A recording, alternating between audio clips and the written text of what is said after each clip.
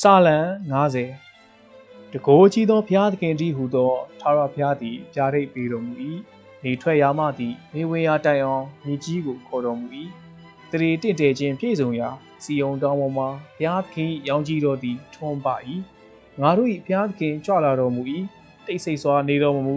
ရှေ့တော်၌မီးလောင်လျက်ပဝင်းကျင်၌မိုးသက်မုန်တိုင်းပြင်းပြလျက်ရှိမိမိလူတို့ကိုစစ်ကြောစီရင်ခြင်းအလို့ငါအထက်ကောင်းကင်ကို၎င်းမြေကြီးကို၎င်းခေါ်တော်မူလျက်ပူဇော်သောအဖြစ်ငါနှင့်ပရိညင်ဖွဲ့သောငါ၏တန်ရှင်းသူတို့ကိုငါထံသို့စုဝေးစေကြဟုမိန့်တော်မူ၏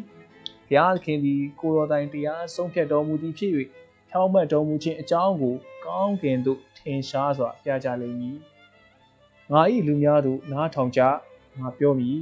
အိုဣသီလအမျိုးတစ်တစ်ဖက်၌ငါသက်သေခံမည်ငါသည်ဘုရားသခင်ဖြစ်၏သင်၏ဘုရားသခင်ဖြစ်၏မိရှုသောရစ်မှစ၍ရစ်ပူဇော်သောရစ်အမျိုးမျိုးအတွက်ငါသည်သင်၌အပြစ်မတင်ထိုရစ်တို့သည်ငါရှိမှအစဉ်ရှိကြ၏သင်အိမ်ထဲကနွားကို၎င်းသင်ခြံထဲကစိတ်ထီးကို၎င်းငါမခံယူတောတိရစ္ဆာန်ရှိသမျှတို့နှင့်တထောင်သောတောင်ပေါ်မှရှိသောတိရစ္ဆာန်တို့သည်ငါ၏ဥစ္စာဖြစ်ကြ၏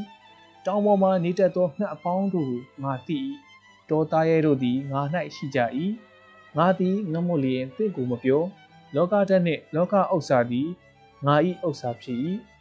နွားသားကိုငါစားမည်လောစိတ်အသွေးကိုငါတောက်မည်လောဂျေဇုချီးမွမ်းခြင်းရစ်ကိုဘုရားသခင်အားပူဇော်လောသစ္စာဂရိထားသည့်အတိုင်းအမြင့်ဆုံးသောဘုရား၌သစ္စာဝတ်ကိုဖြေလောအမှုရောက်သည့်ကာလ၌ငါကိုပထနာပြုလောငါသည်ကယ်လွတ်မည်သင်သည်လည်းငါကိုချီးမွမ်းလိမ့်မည်ဟုမိန့်တော်မူ၏မတရားသောသူတို့ကသင်သည်ငါ၏အထုံးအဖွဲ့တို့ကိုပြောကြား၍ငါ၏ဗြိဉ္ဉ်တရားကိုမွတ်ဆိုခြင်းကအဘယ်သို့ဆိုင်သနည်းဆုံးမတွင်တင်ခြင်းကိုသင်သည်မုန်း၍ငါစကားကိုသင်နှောက်၌ပစ်ထားပါသည်တကားသင်သည်တခိုးကိုမြင်လျင်သူနှင့်တူတတ်၏သူမယားကိုပြစ်မှားသောသူတို့နှင့်ဆက်ဆံတတ်၏သင်၏နှုတ်ကိုဒုစရိုက်၌အနှံ၍သင်၏ရှာဖြင့်မုသာကိုစီရင်တတ်၏သင်သည်ထိုင်လျက်ကိုညီအကိုကိုဆန့်ကျင်ဘက်ပြု၍ပြောဆိုတတ်၏ကိုအမိ၏သားကိုဆဲရည်တတ်၏ထိုတို့ကျင့်၍ငါသည်တိတ်ဆိတ်စွာနေသောကြောင့်ငါကိုသင်နှင့်တူသည်ဟုထင်လေပြီတကားသင်၏အပြစ်ကိုငါဖော်ပြ၍သင်မျက်မှောက်၌ခင်းထားမည်ဘုရားသခင်ကိုမေ့လျော်သောသူတို့ဤအမှုကိုဆင်ခြင်ကြလော့သို့မဟုတ်သင်တို့ကိုကယ်နှုတ်သောသူမရှိငါသည်အပိုင်းပိုင်းဆွဲဖြတ်မည်ဂျေဇုချီးမွမ်းခြင်းရစ်ကိုပူဇော်သောသူသည်ငါ၏ဘုန်းကိုထင်ရှားစေသောသူဖြစ်၏မိမိသွားသောလမ်းကိုဆင်ခြင်သောသူအားလည်းကယ်တင်တော်မူခြင်းကျေးဇူးကိုငါပြမည်ဟုဘုရားခင်မိန့်တော်မူ၏